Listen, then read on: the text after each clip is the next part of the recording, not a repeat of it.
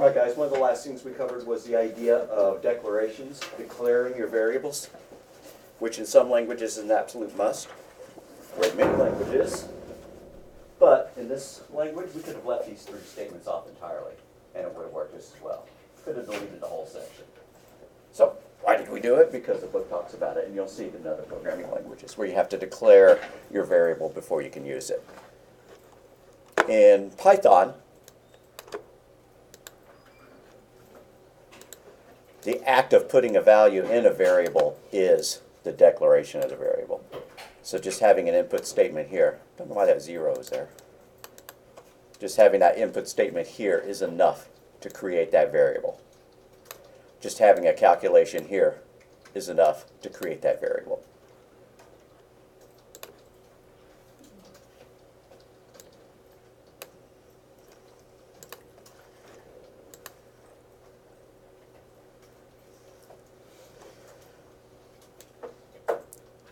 So the book is saying that there's broadly two types of variables. I'm willing to go with that as long as y'all understand that there are ints and floats, both of them being numeric variables that hold digits and can do math. And then there are string variables, which can hold anything the typewriter can type, numbers and letters and punctuation marks, stuff like that. And then type safety. Type safety prevents assigning values of an incorrect data type. Our language does not have type safety. In some languages, once you make a number, you can't store a string in it, or vice versa. Python does not mind us doing that. That's how we're able to get away with things like this, where, okay, inches is holding a string at this point because that's what input returns. And then, oh, surprise, now it's holding a number. And so you could argue that that's a good thing, that you could relabel those things like that. You know, that we can reuse that variable name and we don't have to have twice as many different languages. In languages that didn't work, we might have to do something like this. Inches string, and then inches num, right? We might have to use two different variable names. One to hold the result of the input function, and the other to hold the result of the float number, the float function that turned it into a number. But we get to reuse the variable name because Python does not have type safety.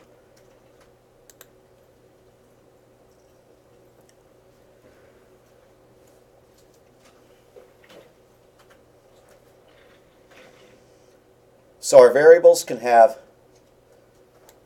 our variable names can be made of letters and numbers and underscores.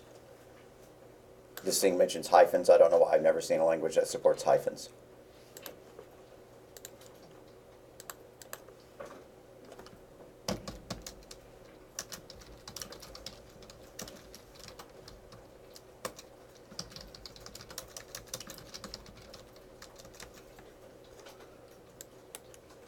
I think I've said this before, a variable is something that has a type, it has a value, and it has a name. I said it in the opposite order. It has a name first, which is known as its identifier, which can be letters, digits, and underscores.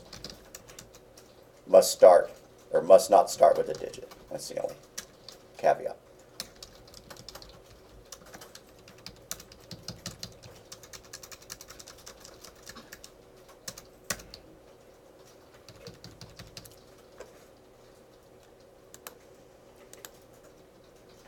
I believe we're on Lecture G.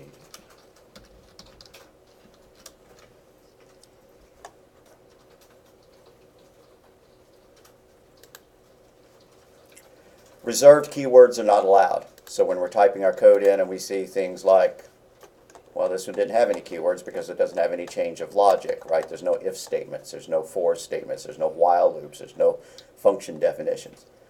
But all of those are keywords, right? You know, if is a keyword, don't type this because this is part of an old program and it's not good anyways. For, while, define, maybe I will type those. Those are all keywords. I'm going to close this one. So, identifiers must not be keywords, such as if, for, while, other keywords. And we know right away that that's going on when we type something and it shows up as orange. That's a keyword. Etc. is not a keyword. You get the idea.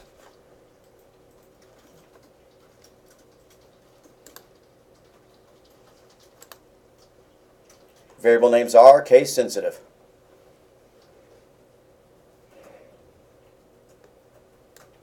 They must be one word.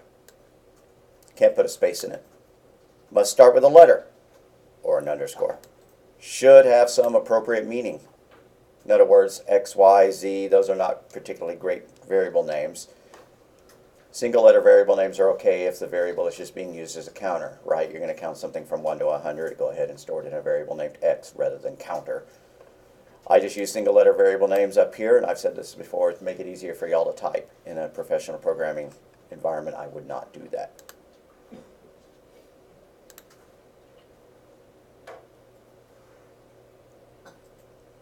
So various naming conventions. You could name your variable in different ways, right? If you had something called hourly wage, you could do it with like that, with a W capitalized. You could do hourly underscore wage. You could just squish them all together. You could abbreviate. That's kind of the lamer way of doing it. The book calls this camel casing. It's a silly term, but since it's got a capital in the middle, it's got a hump. Hump like a camel. This has got an even more absurd term. I don't even remember what they called it. Let's go look. Snake casing. I like that. Since it's got underscores, it's snaky. Silly. But anyways, I'm going to put comments here. This is known as camel case. This is laughably known as snake case. And there are other variants, but really that's enough. I don't know what you would call it if it was all just all underscores with no special things at all. Let's see if they mention that one. No, not really. Okay. So anyways, why bother throwing in the uppercase or the underscore? Just to make it easier to read.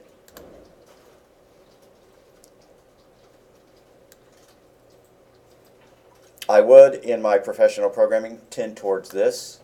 This is how I learned it. It's 80s and whatever. People used underscores. Nowadays they do this. However, when I'm typing in code for y'all, I am pretty sure of the fact that if I type in something like hourly wage and I make the W uppercase, sometimes people will make it W upper, sometimes people will leave it lowercase, and then they'll mix the two and they'll get syntax errors. And so I try to go for all lowercase, which is one reason why I'm reverting to this old-fashioned 70s styles of variable naming with the underscores, whereas this is considered more modern.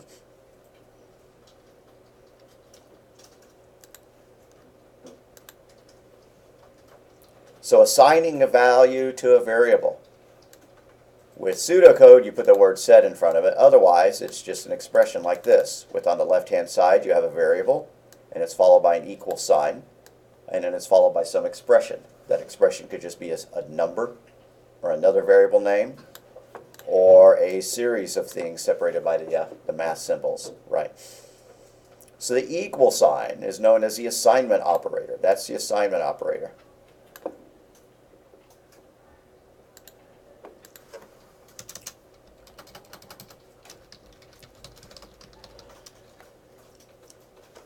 There are other operators, of course, right? There's star star, which is the power of the exponent, right? Operator, and so on. Just getting used to the idea of the word operator. And then there's that, which is the equality operator. You use this one for if statements. You don't say if x equals 3. That's wrong. You say if x equals 3.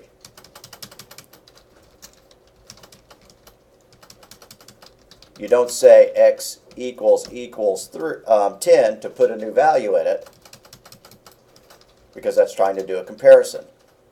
It's trying to check the equality of it. Instead, you use the assignment operator. And this language doesn't let you make that mistake. If you typed in if x equals 3 in this language, it would flag it as a syntax error. Some languages would not flag it as a syntax error, and then in the middle of doing the comparison, it would go ahead and erase the value of x and put a 3 in it, which is really usually not what you want, right? You usually don't want to erase your data while you're trying to check it. It'd be like, if you're trying to to figure out what color your house is painted, and while you were figuring it out, you were painting it a different color. You'd be dumb. This language prevents that. Also prevents this, since that doesn't mean anything. Well, I don't know. Does it prevent it? Let's find out.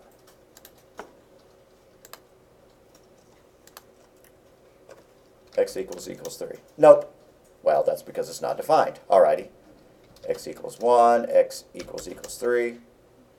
Well, it's not a syntax error, but it certainly doesn't do what we wanted it to do, which is to do, copy 3 into X. X is still equal to 1 at that point.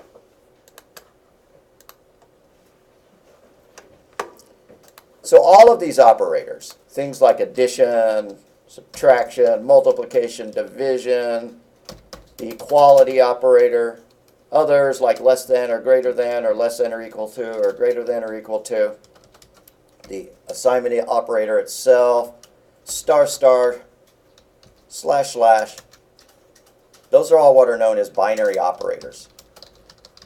Not binary because they work on ones and zeros. Everything in the computer is ones and zeros, ultimately. They're called that because binary meaning 2, they require 2 pieces of data to work, right? A plus B, right? C is equal to 10, right? If X is less than Y.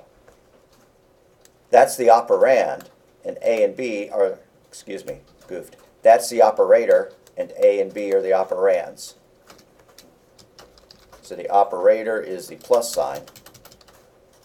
The operands are A and B.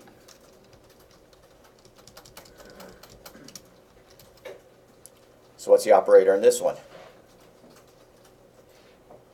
What, the equal sign? Yep, the equal sign, the assignment operator. So the operator is the equal sign, and so his operands, the pieces of data, are C and 10. And then the less than sign is the operator, because it's a symbol. And the operands are X and Y.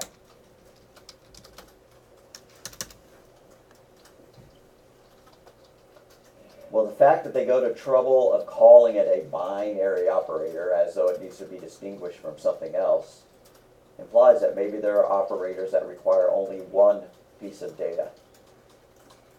And there is, but it's not something you and I would even think of as being a special symbol. It's just the minus sign when it's put in front of a number, right? If I do -1, that means -1. But that's not a digit. It's a special symbol that takes the 1 and modifies it to become negative. So the minus sign, the hyphen, in that context is known as a unary operator. Unary because it takes just one piece of data. I'm not dead set on memorizing that. Maybe that the book is going to talk about it. Nah, good. All right. Pretty much all the rest of the operators, every operator in this language is a binary operator requiring 2 pieces of data. Sometimes it looks like it has more than 2 pieces of data going on, like if you have this. X is equal to 3 plus 4 power of 5, like that. Well, there's more than 2 pieces of data going on. Right, but you follow the rules of precedence to figure out what's going to happen first. Exponents happen first. So this will be done first. That's the first thing to be done. The operator star star and the operands are 4 and 5. I have no idea what 4 to the power of 5 is, so I'm going to change that to something I can comprehend, right? Okay, so anyways. So I would evaluate that. What's 4 squared? Well, that's 16. At that point, evaluation can continue. Right? We have this operator. Everything to the right of the equal sign is going to be done so that it can eventually copy that value into X. So for right now, I'm ignoring this side, and we're doing all of this stuff. That is the operator. And its operands are 3 and the results of that 4 to the power of 2. Then when that is stored, that is evaluated. That expression is evaluated. It turns into 19, and it gets stored in X. So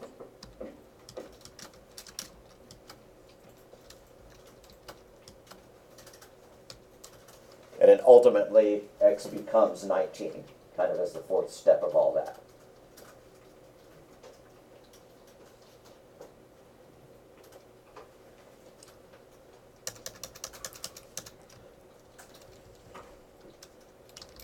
all these operators require two operands to work. If you try to do something like this, x equals 3 plus, oh, I can think of a whole bunch more unary operators. I'll mention them in a minute. No, even those aren't unary operators, sorry. Okay, so x equals 3 plus, that's a syntax error. 3 plus what? Along with addition and subtraction and multiplication and division and the others, there are these: plus equals, minus equals, star equals, and divide equals.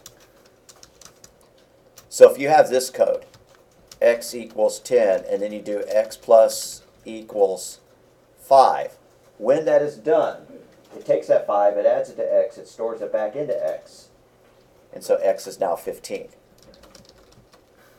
So this is the same as writing x equals x plus 5. If you like writing x equals x plus 5, great. If you like writing x plus equals 5, that's great. Either way is just as good. One way is a little shorter in my mind, so I tend to go towards this. Same works with star and hyphen and dash. So if you say x is equal to 100, and then you do x slash equals 5, that means take that 100 that's stored in x, divide it by 5, and store it back into x. So 100 divided by 5 is now 20.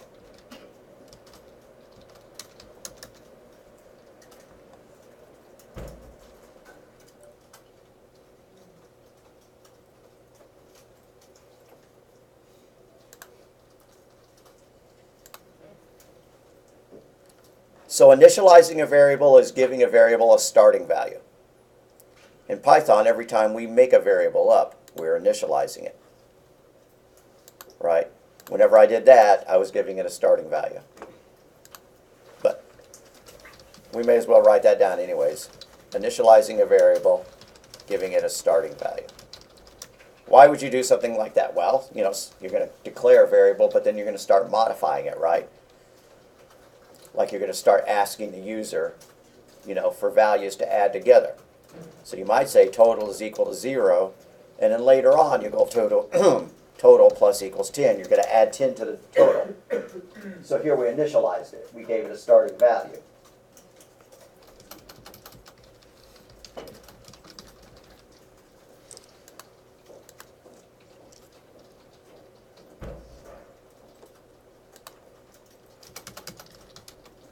And then we added 10 to it for whatever reason.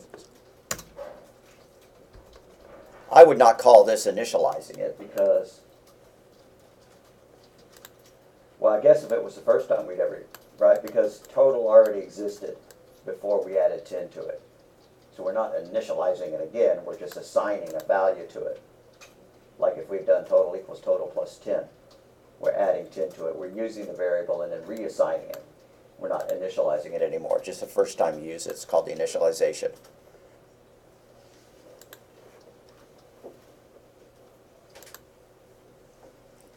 So a named constant is a variable that can be assigned a value only once. And I pretty much am sure that I've said this before, but this language does not support named constants.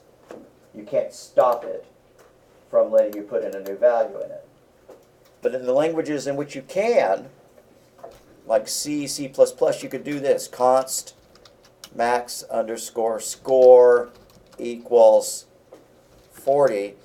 And then you would know that any time you ever tried to change that value later in the program, that would be a syntax error. Now, this is all not appropriate for Python. That's how you do it in the C language. I made a mistake. I didn't actually give it a data type, which is going to make it look even a little bit more weird for us Python programmers.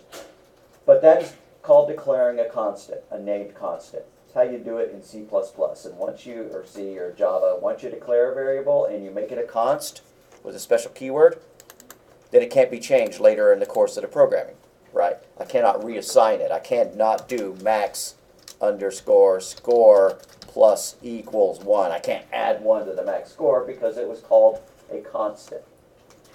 That's the idea of a constant.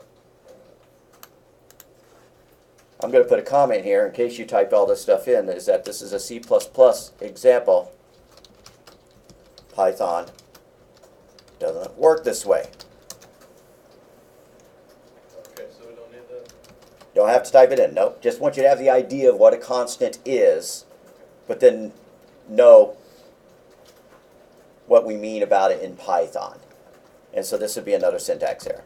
Okay, so in Python, we don't have named constants. So we fake it by saying that whatever is uppercase is a variable that we as a programmer know should not be changed. So we mark a variable as being a constant with an uppercase name. Right. So if I saw this max score equals 40, then when I was editing the code, I would know, oh, well, since somebody named it with all capital letters, I better treat it like it's a constant and not change it later. What do you use constants for? Well, the value of pi, right? P 3.14159. Python comes with a library which defines pi to more digits than that, right? The speed of light, which you can call c, or speed underscore of underscore light, is 3 exponent to the 8 meters per second, right? And the speed of light's not supposed to change. It's the one thing in the universe that's not supposed to change, according to Einstein and folks like that. So later on in the program, if I declare the speed of light, I should not be adding 1 to it or dividing it by 2 or changing its value in any way. It's supposed to be a constant. There's nothing in the language that prevents me from doing it.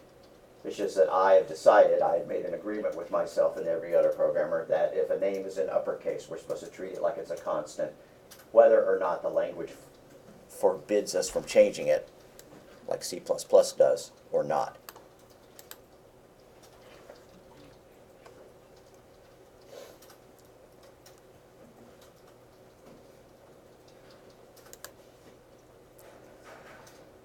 And then there are the idea of magic numbers, which are unnamed constants. What does magic number mean? Okay, so say I had something that looked like this.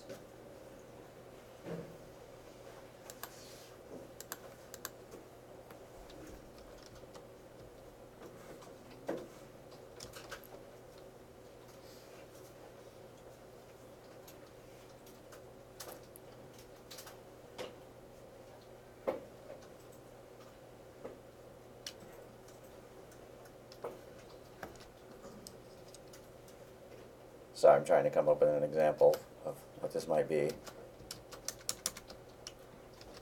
Say we have 3 million of something, and we're dividing it by something else.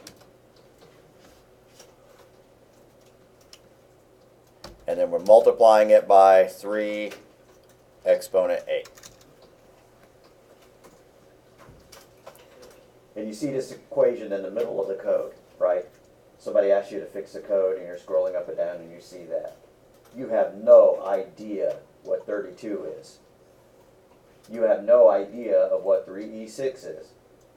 Maybe you recognize 3e8 as being the speed of light. Maybe you don't, right? So those are called magic numbers. Just magically you're supposed to know what they mean, don't we? It's far better to store magic numbers inside variables. If you see this code, right? Total equals 34 times, right, 0.075, right. What the heck is that?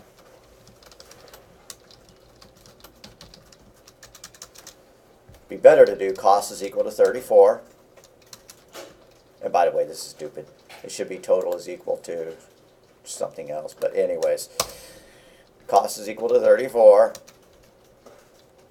Tax equals 0, or tax rate equals 0.075. Forgive me, but I'm going to go back and modify that. All right, now it's a valid equation. And then my next line could be this: tax equals cost, or price. That would have been a better variable name. Cost times tax. rate, right? Forgive my indulgence. I'm going to change the words cost to price because that makes it. All right. That's easy to understand. When we're scrolling up and down in the code and we see tax is equal to price times tax rate, great. When we see tax is equal to 34 times that, we have no idea what those are. So, a so-called magic number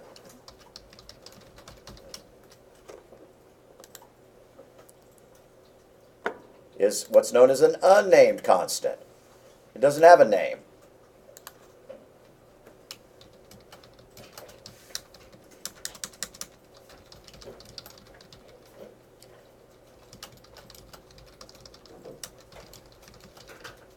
And when I say you don't know what they mean, I'll just say someone looking at the code might not know what they mean. You may forget later.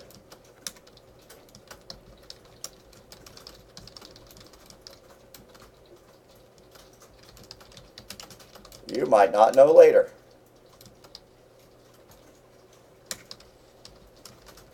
It's good to avoid magic numbers.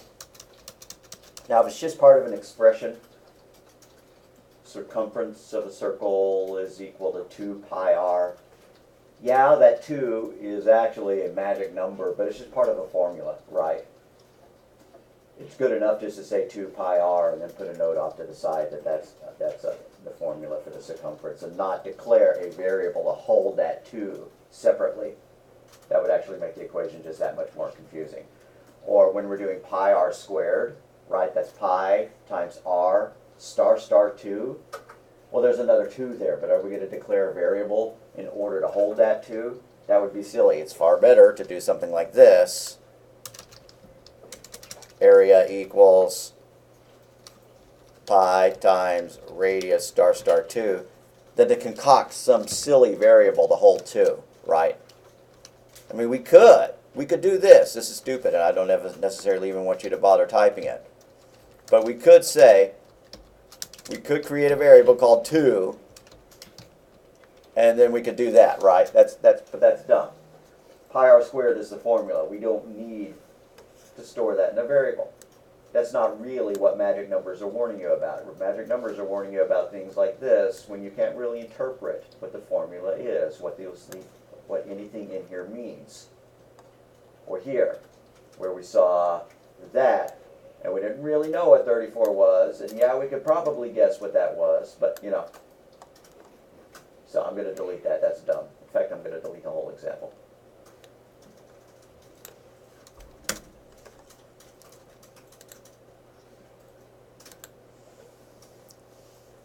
So arithmetic operations. Addition, subtraction, multiply, divide. We know how those work. We know about the rules of precedence, the order in which things have to be done.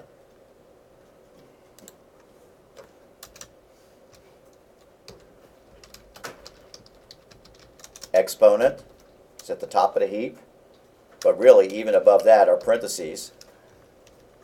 And then after that there's multiplication and division, and then after that there's addition and subtraction. And so if we give these cute little letters, parentheses, exponents, multiplication and division, addition and subtraction, then somebody decided that they could memorize that by saying PEMDAS, please excuse my dear Aunt Sally. All right, dumb, but if it helps you memorize it, Great. Just means that if you have an expression, the exponent gets done before anything else. Now I wish I had my area is equal to pi r squared thing again. so A is equal to pi times r to the power of 2. Well, one of these things Has to be done first. Either that or that. But which one do we do first? Exponents. Yeah, just even if we didn't understand the rules of precedence, we would pretty much know that we would need to square that before we could do the rest of it. And the rules of precedence, the order of operation is another term for that.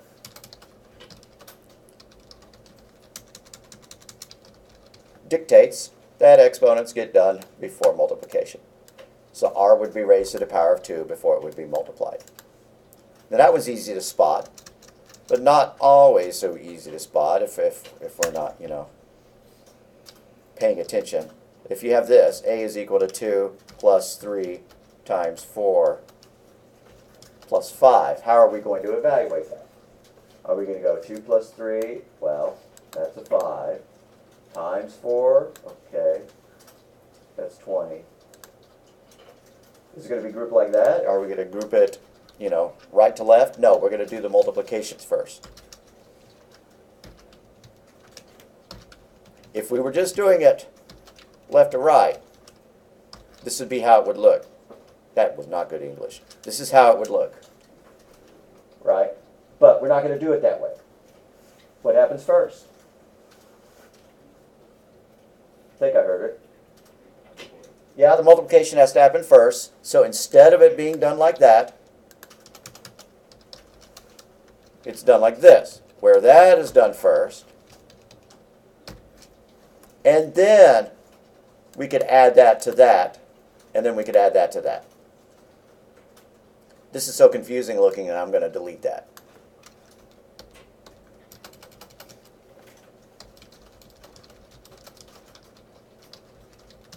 Now you can use parentheses to force these things to change. If you really did want to add 2 plus 3 first,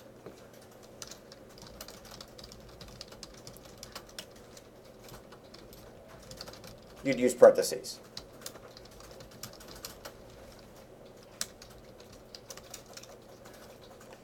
Like that. And heck, maybe,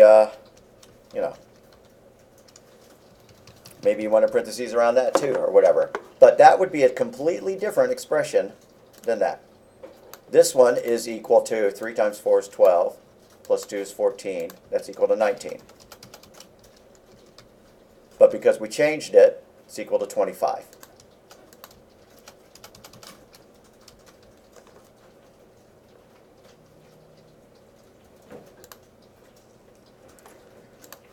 Now, when they're at the same level of priority, you just do them left to right. Right? This is showing stars and slashes. That doesn't mean that multiplications happen before divisions. It just means that multiplication and divisions happen before addition and subtractions at the same priority. So if you had this phrase, a equals 1 divided by, 10 divided by 2 times 2 divided by, okay, anyways. Something like that. You would not go, oh, well, the multiplications happen first because of the M and the MD. You would not go and then go, well, I better do that first. Since they're all of the same priority, same precedence, you just go left to right. So 10 divided by 2 is 5. Times 5 is 25. Divided by 5, right? Whatever. So the dividing and star are done left to right. Same with addition and subtraction, although that doesn't usually matter. The order in which those happen really would not matter too much unless there were other symbols thrown in. But you just do them left to right, right? You don't do all the additions first and then the subtractions. So if you had a is equal to 10 minus 2 plus 8, you don't go, oh, well, AS, 8, that means that the A's have to happen before the S's. I better add the 2 and the 8 first and get 10 before I can subtract them from 10 and get 0. No, that's not what it would be. It would just be 10 minus 2, which is 8, plus another 8, which is 16.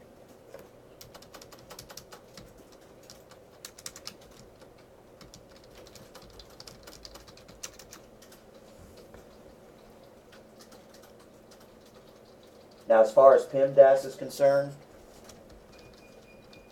we said that MD was multiplication and division, but it also, in grade school arithmetic or, junior high or wherever, whenever we first learned about this order of things, they did not have the exponent or the excuse me, not exponent. They didn't have floor division or modulus, right? So, also floor division and modulus. They're all of the same priority. So top of the heap is the parentheses, then the exponents, then multiplication, division, floor division, and modulus, and then addition and subtraction. So if you're going P, E, M, D, A, S, you just have to remember that M and D, there's more than one kind of division, and modulus could count as another M, right? But I'm not going to, make us memorize that, right? I cannot think of a cute mnemonic that has extra D's and M's in it. Just remember that. So, modulus and floor division are of the same priority as multiplication and division.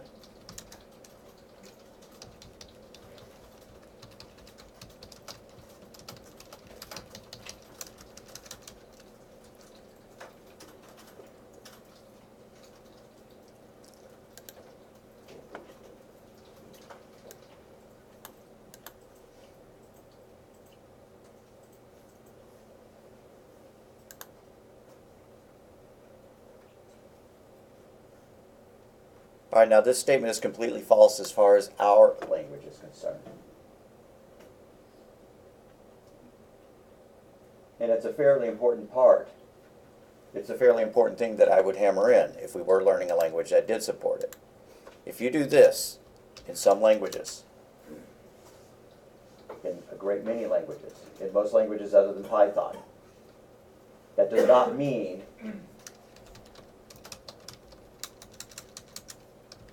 1.5. It's just 1. Why? Because that's an integer, and that's an integer. And when you divide an integer by an integer, in most programming languages, the result is an integer. An integer has to be a whole number, and so it would round it down. And so 2 divided by 3, in those languages, is not 0.6 out to infinity. It's 0. Why? Because it's an int divided by an int, so there has to be an integer as a result. Means it has to be a whole number, so it would round it down to a 0. All right, so. Why would those round down instead of up? Yeah, the term round is not a great term for me to be using there. What it's doing is technically known as truncating. It's dropping everything after, right? So we drop the 0.5 and we're just left with 1. We drop the 0.666 and we're left with 0. But that is a very good point. For example, okay, let me finish writing this sentence here. Book says that an int divided by an int is a whole number.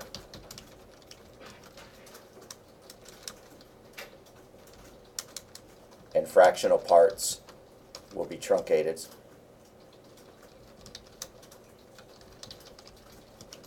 Rounded down, but not Python.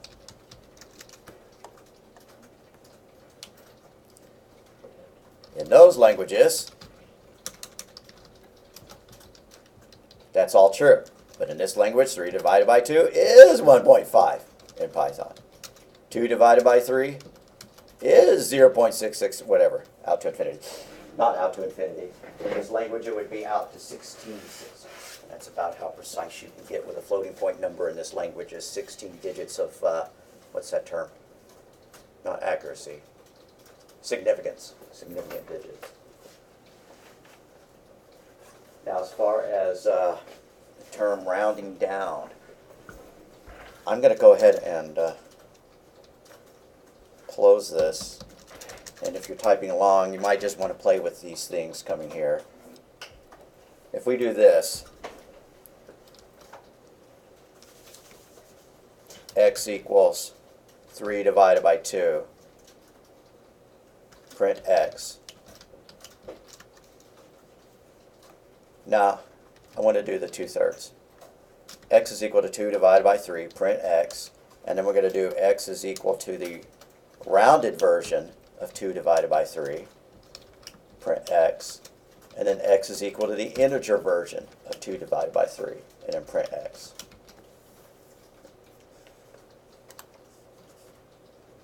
So what's going to happen? When I run it, 2 divided by 3 is going to be 0.6666, whatever. So that's... And then when we call round, it's going to round it to the nearest number, just like you were expecting the other one to do, right? It's going to round up because it's greater than 0.5. So that would be a 1. That will round up to a 1. But when we call int on it, the int version of 0.666 doesn't round up. It just drops everything fractional. So it drops it down to a 0.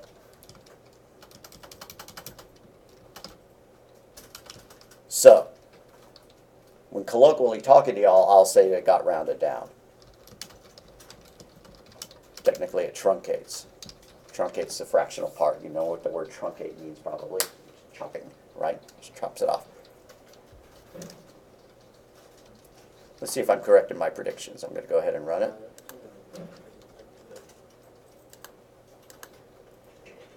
Yeah.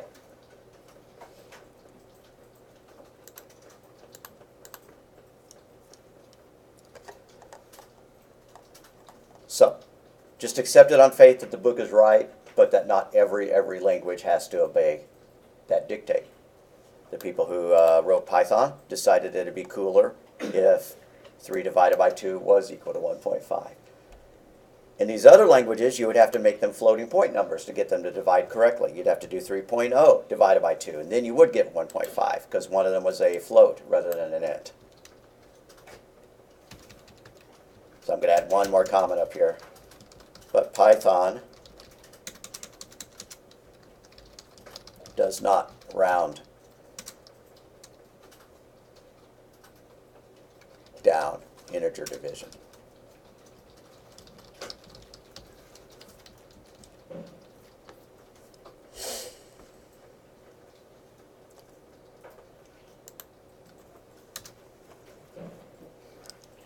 That is not a question I'll ask on an exam. If it pops up during the quiz, then just search the PowerPoint, search the book. You're allowed to read the book while you're taking the quiz. Right? You can tab away from the quiz and then come back to it.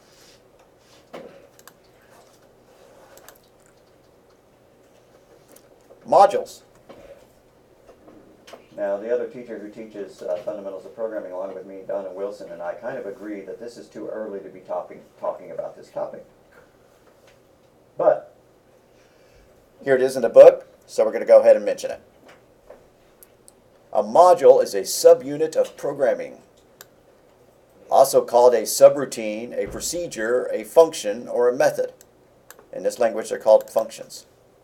However, the book uses the term module so constantly throughout it that I'm going to be calling them modules when I should be calling them functions. But I will mix those terms up interchangeably, and I'll always say something like, and this module, function, right, or, vice versa. I'll make it really clear.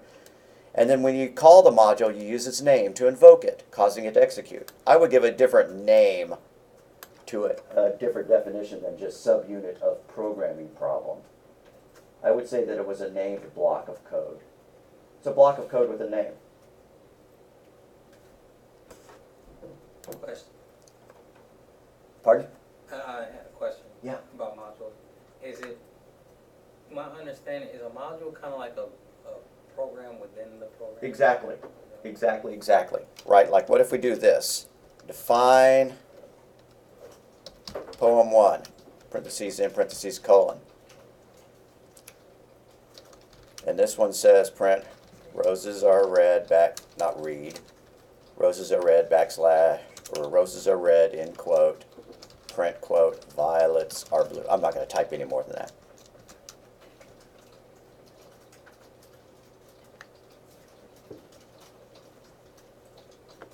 And then we do define poem 2, parentheses in parentheses. Print, I think that I shall never see, in parentheses, print quote, a poem lovely as a tree. Now I have defined two functions, module modules. What happens when I run it? Am I going to see those things? The answer is no. I'm not going to see either of those poems. Because all we did is we defined them. It's kind of like defining a formula, right? You know, the formula doesn't actually do anything until you type it into a calculator and run it. Well, these poem functions don't do anything until they are invoked, until they are called by their name. So down here I could do poem 1, parentheses in parentheses, poem 2, parentheses in parentheses, poem 2, parentheses in parentheses, and then poem 1, parentheses in parentheses. And it's going to, when the code is running, it's going to run down here, it's going to hit that. Well, first it defined it, but it didn't do it, right, because it's just part of a definition. And then it defined this one, but it didn't do it because it's part of a definition. Okay, now we're actually telling it what to do. So poem 1, it jumps up here and it executes. You were saying it's like a program in a program. Some people would call them subroutines, right? Subroutine, meaning routines inside of routines. That's what basic programming language called them.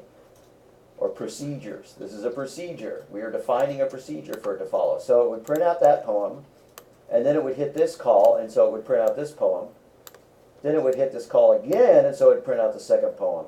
And then it'd step down and do the first poem. So we're going to see them done in that order, 1, 2, 2, 1, when we actually run it. All right, so it did my roses are red poem, and then it did my tree poem, and then it did my tree poem, and then it did the roses poem.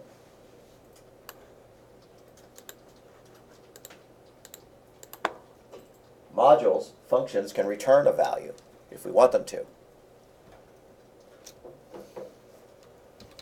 I'm going to define another function.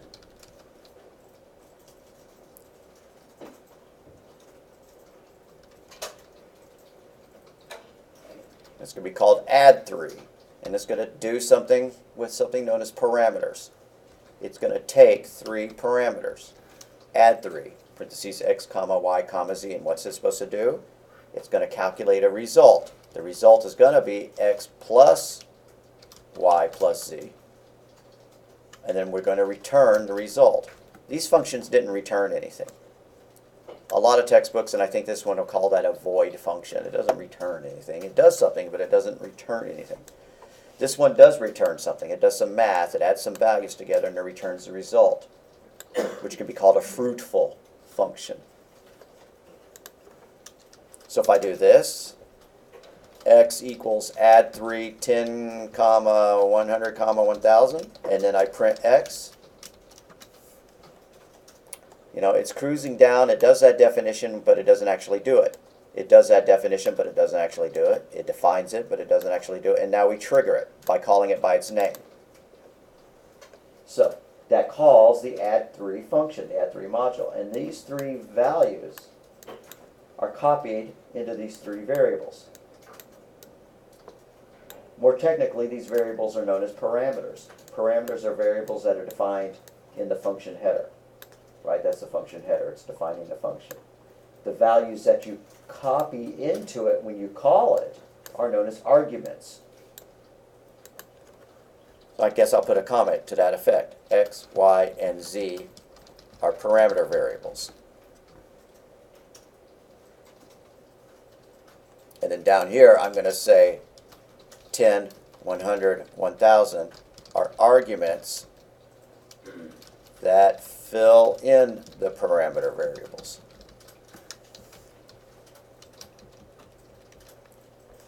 Now the term parameter variables is slightly long. It's 6 syllables where 3 would do.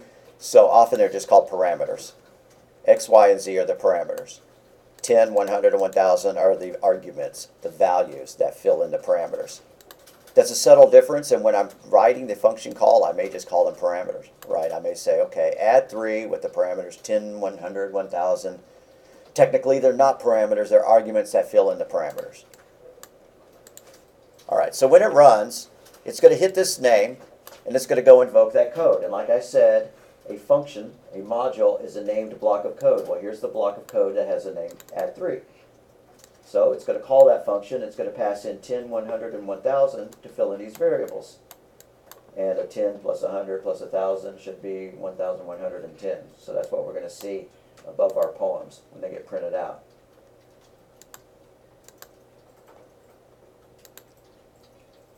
Or not. I made a mistake. Can't assign to operator. Oh, I have a equal sign there.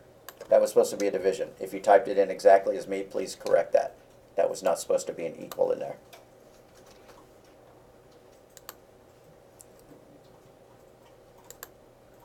All right. So why do you stick code into functions? So that you can make an entire block of code that you can invoke with one word. Right? It didn't just have to be two print statements.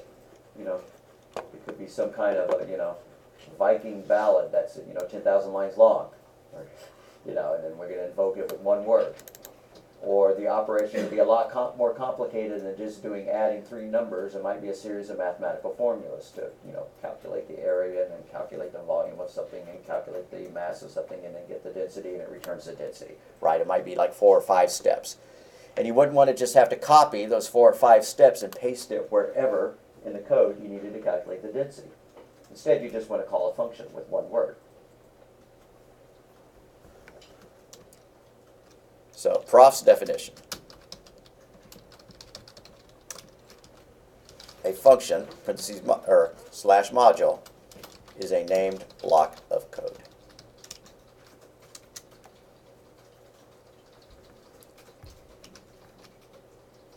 In this language, we mark our modules with the key DEF keyword.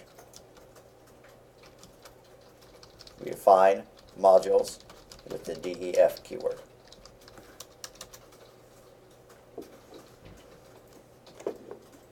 Guess there's nothing wrong with putting punctuation there and ending this sentence with a period, and that one with a period.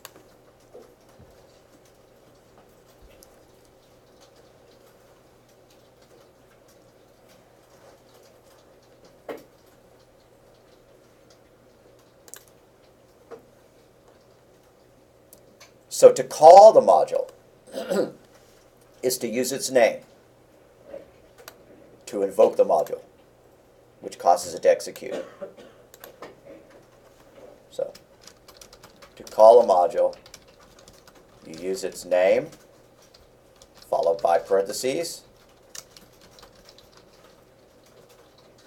parents, parentheses, and in the parentheses, you place any required arguments, the values that fill in the parameters.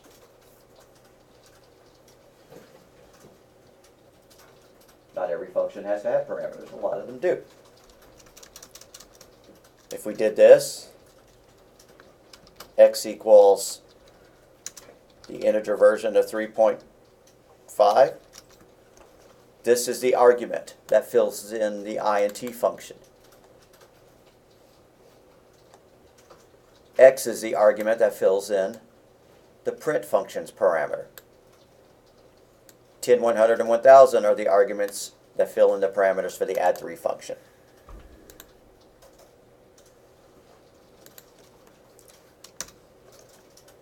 How do you know if a function requires an argument or not? Well, if you wrote it, you just go and look. Yeah, well, my function takes 3 arguments.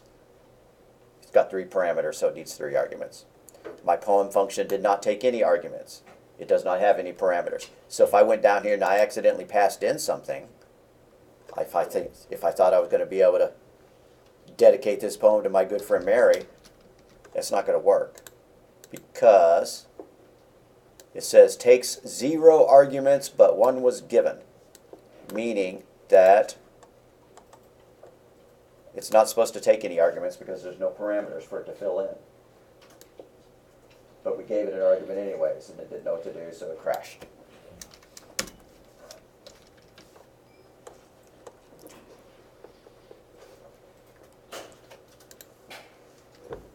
So modularization is breaking down a large program into modules, which we have to give this fun, scary name, functional decomposition.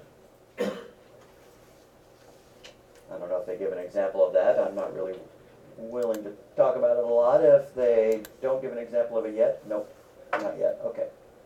So, modularization provides abstraction, paying attention to important properties while ignoring non-essential details. Selective ignorance. That sounds bad. I'm ignorant about how my program works.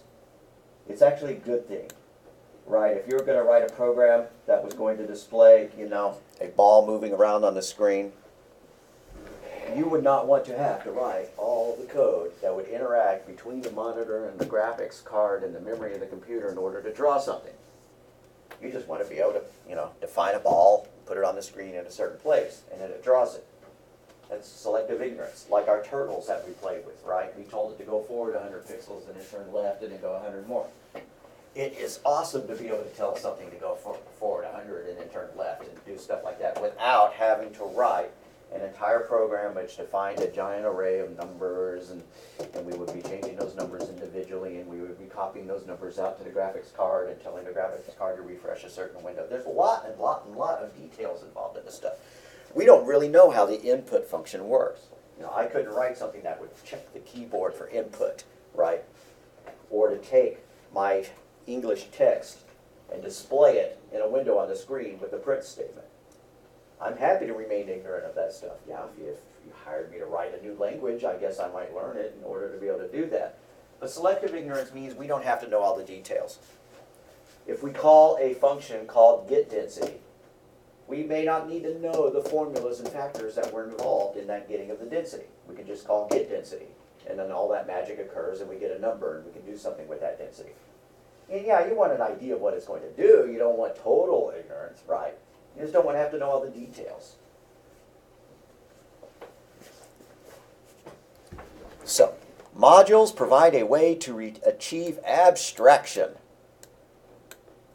Again, the abstract details, I'm not really clear on a good way to key you in to memorize the term abstraction. But what it means is that you're looking at it from a higher level. I guess, when you're thinking of, I'm thinking of something abstract. You're thinking of something not real. Is that kind of what abstract means? But what it means in this case is you're looking at it from a higher level. I'm going to write a function called getInput that gets all of the input necessary to perform my calculation. And then I'm going to write another function called performCalculation. And it doesn't matter whether that function is 1 line long or 1,000 lines long. And then I'm going to write one more function called displayOutput.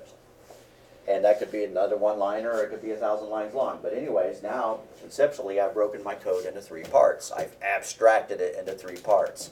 A getInput, a performCalculation, and a displayOutput.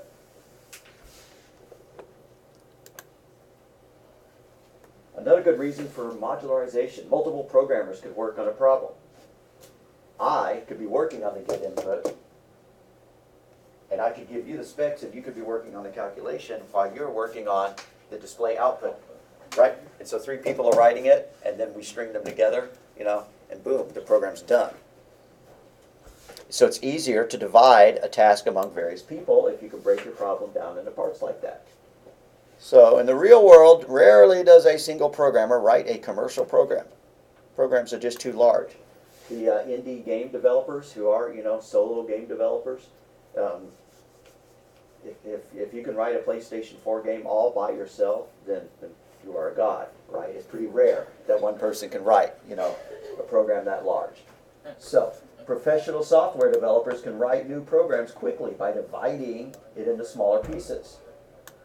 And then you can assign each module to an individual programmer or even team. And modularization allows you to reuse work. Now that I have written a function that can print a poem, I could import it into another function and have it print that poem. So if I'm in my shell like this, I could do, I don't think this is actually going to work, import lecture G. It's not going to know what that is. Well, I'm going to give it a shot. I'm going to make a new file, and I'm going to call it Lecture G2. So file, new file, import Lecture G2, and then I'm going to call poem 1. And I'm going to see if this works. Wait, no, this one's not called Lecture G. Sorry. Lecture G2 is going to import Lecture G. So let's do a save as. See if I can get this to work. I'm not sure if capitalization is important, but if it is, I'm going to make that an uppercase L and an uppercase G. And I'm going to run it and hope it works. Name. Poem 1 is not defined. Aha. My mistake. Here's what I should have done. Lecture G dot poem 1. And if you don't get this to work, that's okay. I'm just trying to give you the idea that I'm reusing parts of the other program in this one. Yeah, and that worked, although we can't see the results down here. There they are, right? Let me close it and make it more obvious that that's what it did. It actually ran the entire program, though, when I did import. If I had made the entire Lecture G program divvied up into functions, it would have not have done that. As soon as I did import, it ran every line of code, and that's why I saw it do a whole bunch of stuff that I wasn't expecting it to do there. So ignore my output and just pretend it did what I wanted, right? Which is to print out poem 1 and poem 2. And it did do that. It just did it after all the other stuff. So we were able to reuse that. You know, somebody wrote the Turtle program. We're able to reuse the Turtle program. All right, let's stop here. Is it time to stop? Getting there. Anyways, as far as homework goes, I'm not thinking of another homework assignment that we need to do for what we have done so far, unless I was just going to make all right lectures that printed out poems. We've already kind of handled that, huh? So, yeah, I think here's a good point to stop. Are there any questions, or does anybody have any questions about homework? Since we are ending a few minutes early, we can hang out and talk about homework afterwards. One thing about the drop boxes is that they do not close, meaning that even though the due date is passed or you've already submitted something, if you want to turn around and submit something else, you can do so. Especially if I tell you, right, you know, you only got 10% because you did this, that, and the other. Please revise it. Yeah, you're going to re-upload it. But you never need to ask me to change it to allow you to re-upload it. Or if you do, if you find out that you can't, then that's a serious, serious problem, and do text me about it.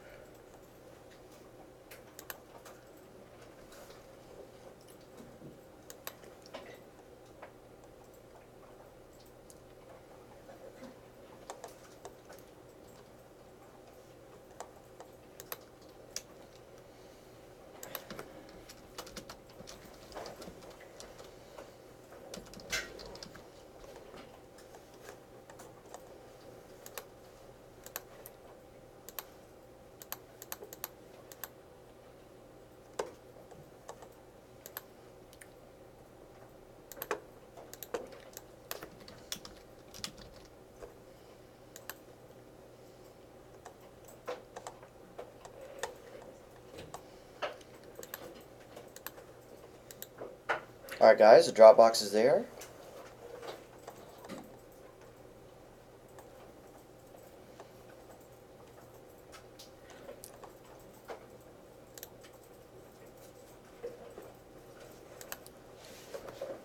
And since we weren't really trying to achieve much with these programs, the syntax errors is one of it.